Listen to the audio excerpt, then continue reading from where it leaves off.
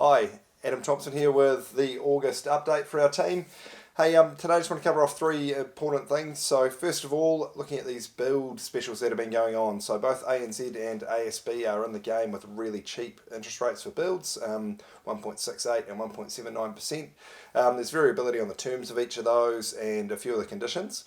We haven't seen any of the other banks coming into it yet, so it's a really key thing if you've got people out there who are looking at new build sections, house and land packages and that type of thing, just to be ensuring they're getting some of those options.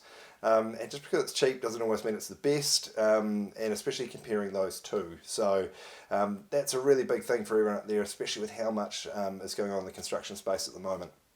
The other big thing is interest rates. So we've seen them shoot up through July. We've had a couple of rises.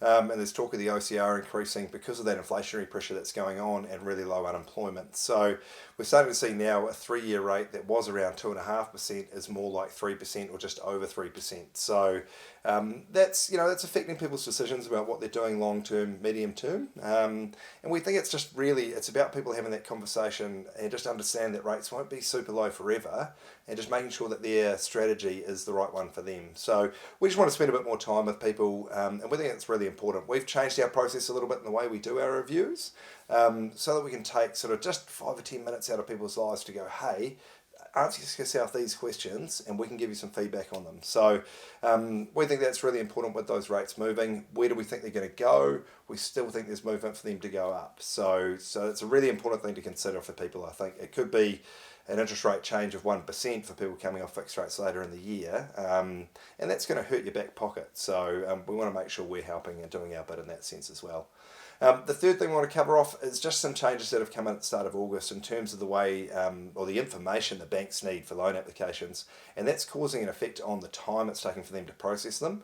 If you've got complex situations where people have got multiple properties or they're self-employed, you're starting to see like those loan applications blowing out to a couple of weeks, even 3 weeks for some people, and extra information that the banks want for financials for the start of the year and those sorts of things. So we've gone from jumping in at the point that someone's got a sale and purchase agreement to now jumping in at the point where they've got a listing agreement. So if people are thinking about selling properties, if you're talking to your clients and they're going, hey, we might be selling down some property, or we want to sell, we want to buy, or you're listing a property for someone, that's a really good time for us to get involved, have that conversation with them, make sure they're really clear on what they can do, and make sure that they're in a position to make that next move. The last thing we want to do is to be taking them an offer and them going, oh shit, can I actually buy something else? So that's becoming a real factor, and we know it's a real pain in the ass with the amount of paperwork the banks need.